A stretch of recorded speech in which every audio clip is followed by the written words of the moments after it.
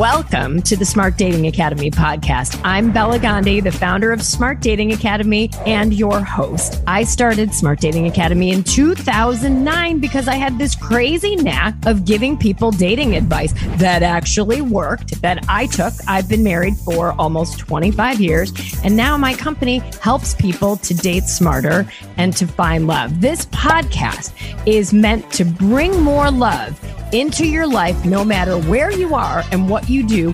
And we're here to bring more life into your love.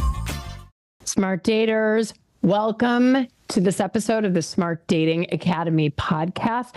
I am so delighted to have Dr. Sheva Assar with us today. She is a clinical psychologist, a host of the Tell Me Some More with Dr. Sheva podcast, and she is here today to help us amp up our confidence in all aspects of our lives, including the dating world. So, Dr. Sheva, welcome to the podcast.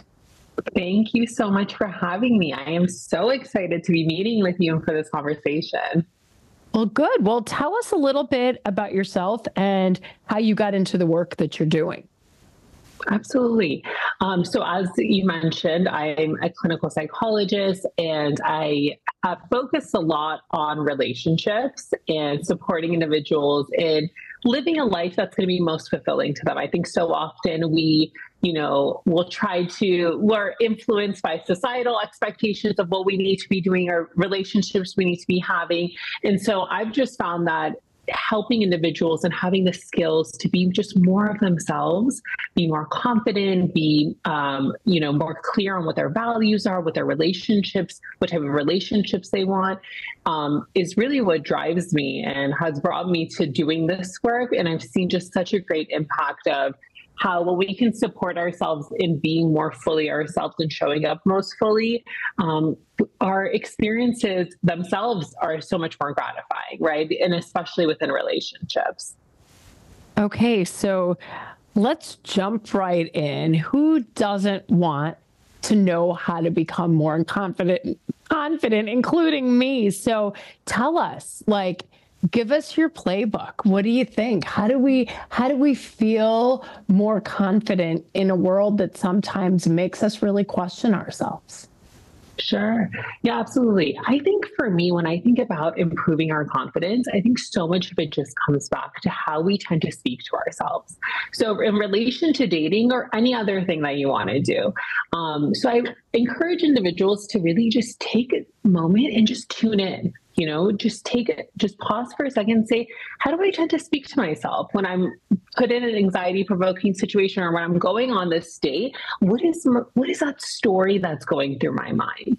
And so really paying attention to that story, because I think so often we're saying things to ourselves that either aren't true or aren't helpful to our confidence. And so when you're able to tap into that, I think it's also really challenging those stories, right? So, I'll bring this sort of to life a bit. A lot of times when we haven't been in a dating scene and we're going on a date, we're like, oh my gosh, this person's not going to like me. Like I'm not a good dater. I'm awkward. Really paying attention to what are you saying to yourself? Is that going to help you in doing well on that date? And challenging that, I think asking yourself, when have I actually been quite successful on a date? What evidence do I have of that? And if it isn't a date itself, I think it's even focusing on your relationships with peers, with friends, with loved ones. What do people say about you? So I think those are some ways to really start to help us in being able to see ourselves more accurately, but also being more confident when we're going into the dating, process, and really just any other area of our life. And so let's say I am going out to meet a new friend. We all know I'm married for 26 years. So let's say I'm going out on a girl date with someone from school who was like, oh my God, let's get to know each other. Let's go out for a glass of wine. Great. Now, let's say, for example, I'm driving and I'm telling myself, oh my gosh, I don't make great first impressions. I don't know that she's going to like me. I might not be interesting enough. I'm not a big gossip and I don't know all of what's going on in school. And I start to kind of question that. What do you, in that moment, what do I do? So in that moment, I would actually say, what actually makes you interesting? So start listing out, like, what are either compliments you've received or what are things that other people that know you well, what are the things that they say they gravitate towards about you? What traits do you have? What does make you interesting? And, so let's say if I was in that situation, I would say, people tend to I'm pretty warm, right? Even if I'm awkward, or if I feel awkward, I will smile and I'll be curious and that will start conversation. So I would start by noticing what it is that you're good at. So noticing the positive or things that other people have told you that you're good at that. And so this sounds like it's actually smart to think about before you're en route to the date, that this is something that, dear listener and Bella, we should all do, is sit down and understand what is that nasty personality, bad voice, inner critic inside of us. What are they saying to us? What's all the shit that they're saying to try to pull us down, right? Mm-hmm. And I'm sure if you're like me, we can say, oh my gosh, I'm awkward. People don't like me. I'm never good on it. What are those things? And sit down. And do you recommend writing them down? Yeah, I think it's helpful to write it down if we're going to challenge it. So maybe it's writing it down and then replacing it with something that's more accurate. So rather than saying, I'm awkward, I may say, hey, I feel awkward. And also, I know I'm actually quite skillful in a lot of social situations. So I think it's important to challenge it. I think even if we aren't in the place to maybe be challenging it, or it could be helpful to reach out for additional support if you are wanting to challenge it. I think it's also just helpful to notice, okay, what are those thoughts that tend to come up for me? So that thought, usually when I'm feeling anxious or I'm meeting someone new, it's I'm awkward. And being prepared for it. If I know I'm going to go on a date and the thought that's going to come up for me is I'm awkward, then I can say to myself, oh, Sheva, there's a familiar thought for you again. It's here. It arrived. We were expecting it. Hi, friends. Have a seat. Yeah. Have a seat and let me continue. So it's like, if we can take control of it and notice and be prepared for what thought can come up for us. And then in that moment, say to myself, here it is, this is familiar thought, or there's that familiar voice again, then it takes away some of that emotional charge, right? It helps us to be able to move forward and go on that date or whatever event that we're wanting to go to without it really deterring us from that activity or engaging in the ways that we're wanting to. Okay. So, and now we replace that thought with something more positive. Like you're saying, I'm really warm. I'm a great listener and people really tend to open up to me. Mm-hmm. Yeah. That doesn't sound that awkward, does it? No. No. Yeah, no, that's great. More positive, more accurate, right? I think it's in some ways, it's also being our own cheerleader, right? So if we're thinking about dates, taking that moment and ask yourself, if this was my best friend who was going on this date and they have all of the same traits and attributes that I have, areas of growth, strengths, they're all the same. What would I say to them? Yeah. What would I say to them in that moment? I think that can be so powerful to help us to just take a step back from our own emotions and our own insecurities and just see ourselves more objectively. What I would say to someone I care about and someone I love, or, even a colleague in a professional context is oftentimes significantly different than what I would say to myself. And what we know is typically what we say to other people is more accurate to how we deserve to be responding to ourselves. So maybe another thing that we can all do is just take that moment and say, what would I say to someone else in the same exact situation? The person who may be a little awkward, but is also super warm. What would I say to them in that moment? Right, exactly. Like, you're amazing. You're such a great person. Like, everyone Yeah. likes you when you walk into a room. You have great energy. You make people feel so welcomed and safe, right? And so Yeah. focusing on those things, I think. And, while we're on the topic, one of the things I always tell my clients is focus on the other person. We're so self-focused, almost obsessively, right? And I'm not saying that from like a narcissistic standpoint, but we're willing to look at our own flaws through this total funny mirror. But instead, if you turn the mirror outward and you focus on the person sitting across from you, what often helps me when I'm feeling anxious is, you know what? I'm going to do everything I can to make her feel good in my presence. I'm going to be warm. I'm going to be welcoming. I'm going to be a great listener. And I really want to get to know what she's really about and get to know the best things about her. And as soon as I switch into the other focus, focusing on the other person instead of myself, your brain can't do two things at the same time, my dear listener. If you are focused on yourself and your own anxiety, guess what? Turn the switch to the other person. You cannot be worried about yourself and another person at the same time. I love that you said that. No, absolutely. I think it's focusing on the other person and then ask just an open-ended question. Be curious. Ask them any kind of question. I think that within itself, focusing on the other person will help us to feel more relaxed. But when other people share about themselves, they feel more connected. They feel more relaxed. So I love that you said that. I think the other piece of what I would also add to that is, usually when we're on a date, most of us want to be liked by the other person. And it doesn't even matter if you don't like them. We want the other person to enjoy us, to like us. And so I would encourage people, rather than wanting to, be liked by that person, which can add more anxiety if we're already feeling anxious about it, really focus on getting to know them and then see how you also feel in that moment, right? So not being overly focused on yourself, but seeing like, how is this experience going for me? Am I enjoying talking to this person? Am I enjoying learning about them? I think that can also help us in just easing that anxiety in that moment. Absolutely. Now, speaking of being on a date, and I know something else that you specialize in is helping people navigating conflict and conflict resolution. Let's say someone on a date says something that you disagree with. Like, what do you do in that moment? Well, I guess it sort of depends on, right? But what I would say is, if I was in that situation, I think I'm imagining that we're probably going to have reactions to that disagreement, right? But I would actually encourage the person to just pause and just be curious.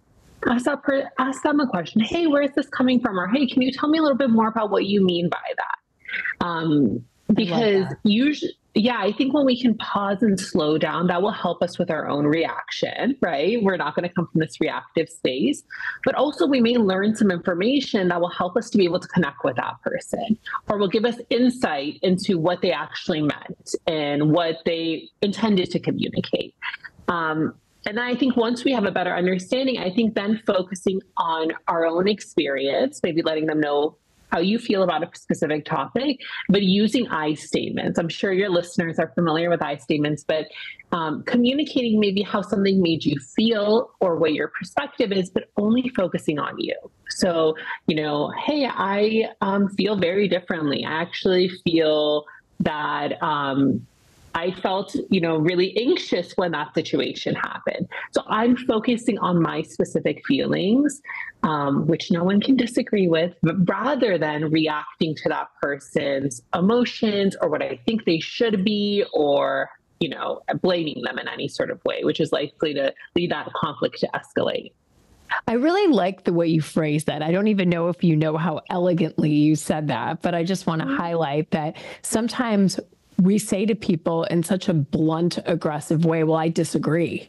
And I find that such a conversational disconnector, right? And instead you said, well, I feel differently, right? And that is a much softer way that doesn't come off as like, shit, I just hit my head into a brick wall. I disagree. It's like, okay, I disagree sort of makes people take up arms, right? Yeah. And you want to, now you want to get into a debate. But if somebody says, well, I feel differently, right? It's just, it is a more, I feel like it's a more connecting way to say what you feel using your voice, but it doesn't come off as defensive and triggered. Yeah, well, thank you. Yes. Yeah, I think it allows people, usually it will allow that other person to hear us out, right? So if we say, no, I disagree, or you're completely wrong, you're right. It is a conversation, just ender, and, it's likely to escalate that situation or just lead to more negative emotions. But I think if we can share with someone how we feel about something, we're actually inviting them into our inner world, right? Allowing them to connect with that should they choose. Right. And that's sort of the definition of being vulnerable, right? Yeah. It's sharing your inner world and assume positive intent, assume that this person isn't going to, bludgeon you or punch you in the face for having a different opinion than them. But it's okay to say, well, I feel a little differently about the situation. And I think this is coming to mind right now as we get into an election year, right? And that in a world that is so polarized, right? It's kind of half of people think X, the other half think Y. And I'm maybe being over generalistic at this point, but it's really learning how to connect with people in an environment like now, even though people can say, don't talk about politics, to some extent, it's almost inevitable that it comes up in the first few days, right? And instead, and if somebody has views that are opposite of yours, get curious. Like, oh, I'm curious. How did you come to that view?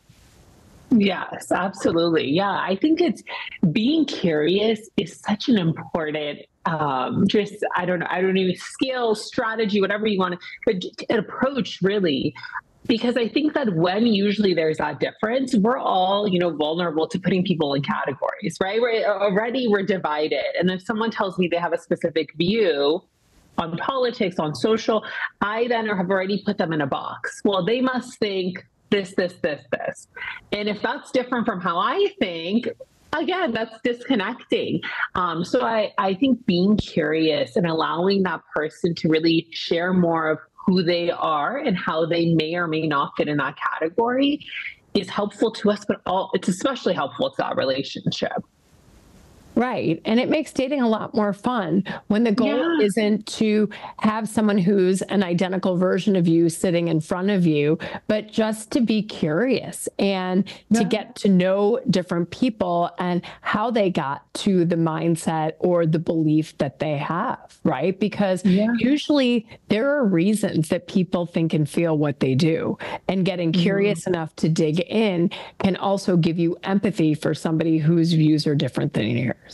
Yeah, absolutely. And I think in that process, you also not only learn about so much about that person's perspective, but you learn so much about how they handle differences. So, if you are coming in with a softer approach and you're being curious and you notice that person is completely on the opposite and maybe they're getting more upset or more defensive, that's also information. I think that within itself can be really helpful. It's information we oftentimes don't get until much later. Absolutely. I love that. And that brings me to my next question to you is, how do we feel like everybody wants to be loved and accepted for who they are, right? It's one of the most basic human needs. And yet in dating, sometimes we feel like we have to shape shift into, well, what's he looking for? What is he like? How, and that can affect our mindset and anxiety, right? Trying to be someone we're not, trying to fit our round peg into a square hole. Do you have any thoughts around how we can be more authentic in the dating process? Absolutely. Yeah. I think that even before we get into the dating process and throughout it, I think a lot of the work is actually with ourselves, right? So our relationship with ourselves, having clarity on who we are and what we want, that's what's going to influence the dating experiences that we have in the relationship to a large extent. that we get into. And so I think by being authentic, I think it's taking the time to really ask yourself, well, what is it that I want? Do I want a relationship? Do I want something casual? Am I looking for, establishing a family with someone or a partnership? And so getting more clear as to what those things are and why those things are important to you. I think a lot of times we may, think we want a relationship, but then when it comes down to it, maybe it's not actually as important. It requires some lifestyle changes, some time changes. And so if we can think about the why, that can make everything a lot easier for us.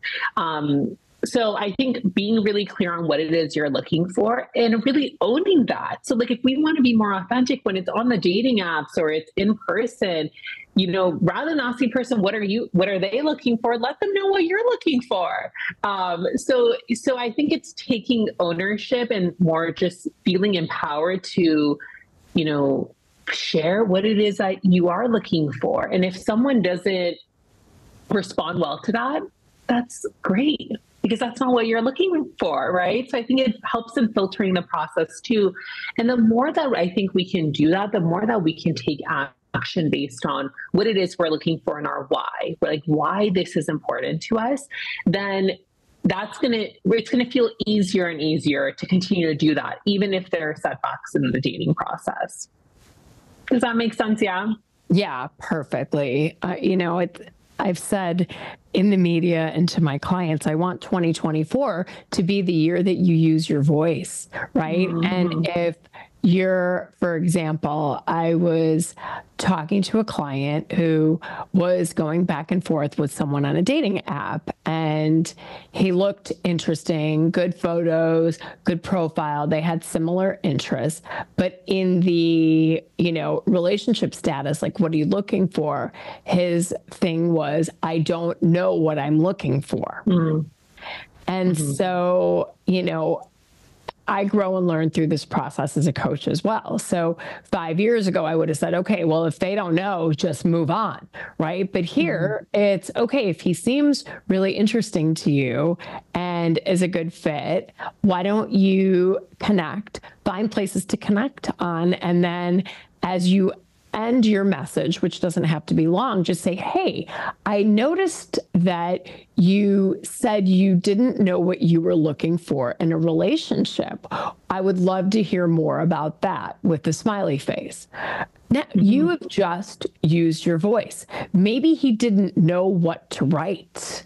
Maybe he didn't see it. Maybe, and we assume positive intent. And so that's what I told her. Ask the question, use your voice. Don't be afraid to be authentic. Absolutely. Yeah, I think it's asking those questions and giving that person the opportunity to share, right? Because there can be many reasons why they put, I don't know what I'm looking for. I think a lot of time with men too, what I've heard is just, it can feel a little more vulnerable to say we're looking for a romantic connection or like marriage or partnership.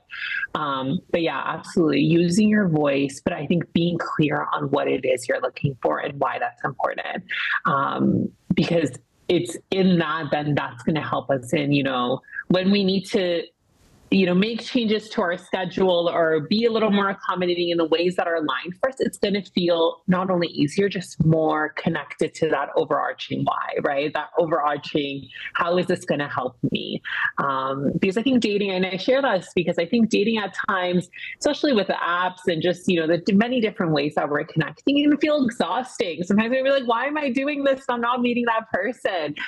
So keeping that why in mind.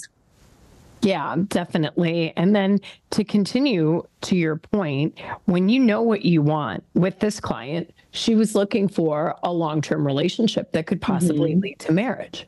And so she knows that, and she knows her why, and she knows why she's asking that question. Because if the gentleman said, I'm just looking for something casual, I'm just fresh out of divorce and I'm looking to date lots of people, then at that point, the choice is her to say, you know what, I'm actually really mindfully looking for people that are ready to find an exclusive relationship. So you look like a great person, but we might be at different spots at this point.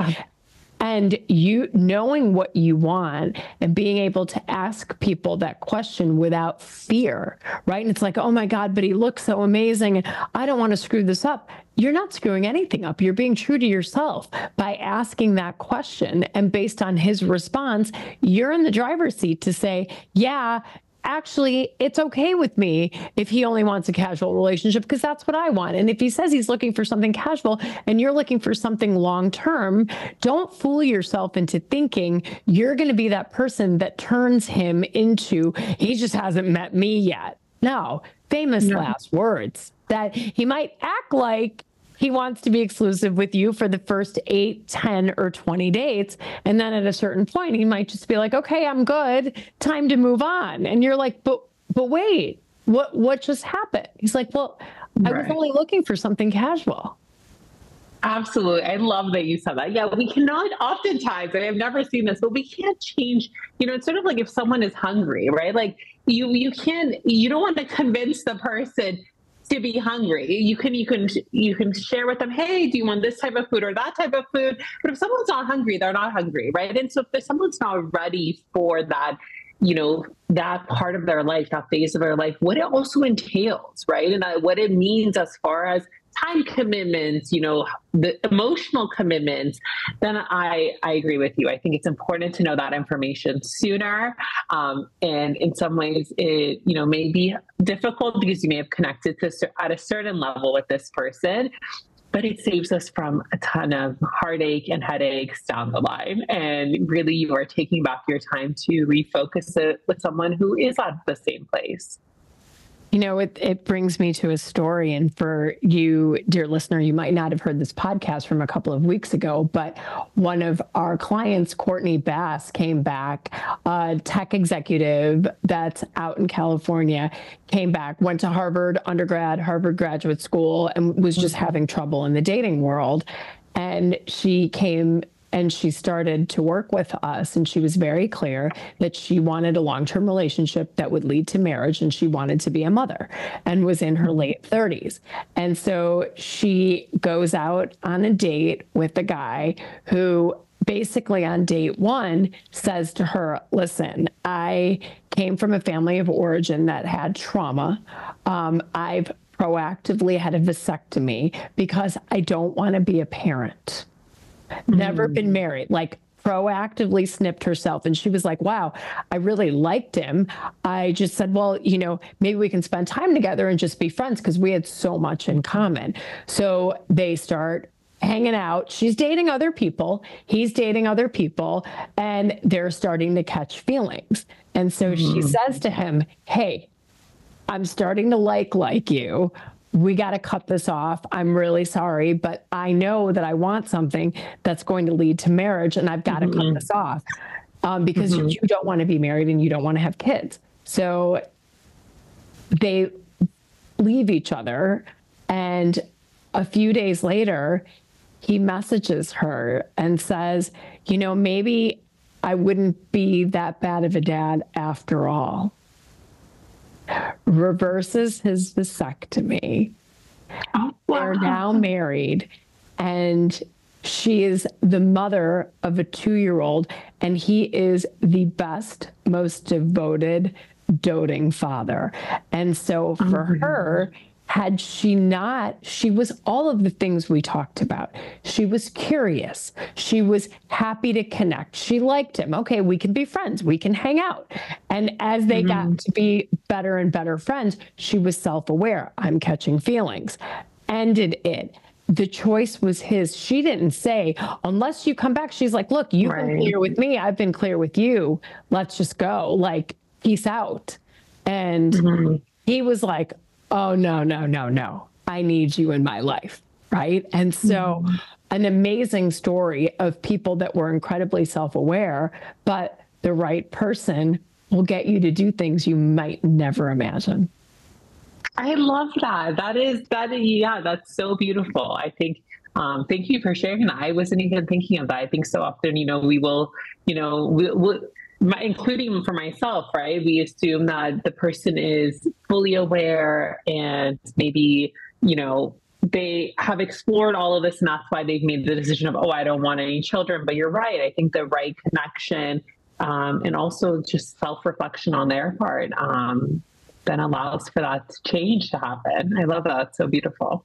Yeah. So that, and listeners, go back and listen to Courtney's love story. I didn't even do it justice because she's so articulate and eloquent. And literally that plot twist just blew us all away, that he was like, yeah, I was not expecting that. Neither were we, believe me. So, you know what? I mean, it speaks to the power of that connection.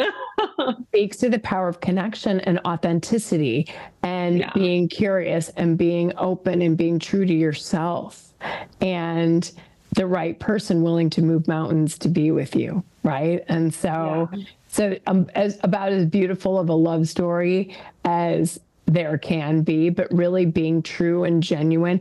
Curiosity, continue to stay curious. Even if you feel like this isn't a romantic connection, if you feel like you're enjoying this person's company, just say, would you want to hang out as friends? And they could say yes, and they might say no, right? And you never know. You never know what'll happen. Yeah. And then setting that boundary too. It's like, in some ways, it's her asserting what she needed. That was her boundary. And I think so often we think a boundary is this negative thing or it's a loss, but it was in that boundary that then he realized what she needed to be in connection with her. And talk about setting a boundary. Having a vasectomy is a pretty damn big boundary. Right. So his boundaries were super clear. So Well, this is so cool. Are there any last gems, Dr. Sheva, that you want to drop on our dear listeners? Sure. I mean, I think as much as you can, try to make dating, fun. Of course, being clear and being intentional in it, like being clear on what it is you're wanting, but also focusing on other areas of your life. I focus on the confidence of how to be a confident dater, but I think when we can invest in the other areas of our lives with friendships, spirituality, your work, your health, and we really focus on those areas, we in general become more confident, where our life becomes more fulfilling to us. And that within itself then spills over in our dating lives. So it's not just about having the skills of being a quote unquote confident dater, but the more that we can be taking care of ourselves and being confident in other areas, you will feel more confident in dating too. So I think just trying to, also take a step back and just seeing what is going to help you to feel happy in your life right now, regardless of if you're in a relationship or not, or how the dating process is going.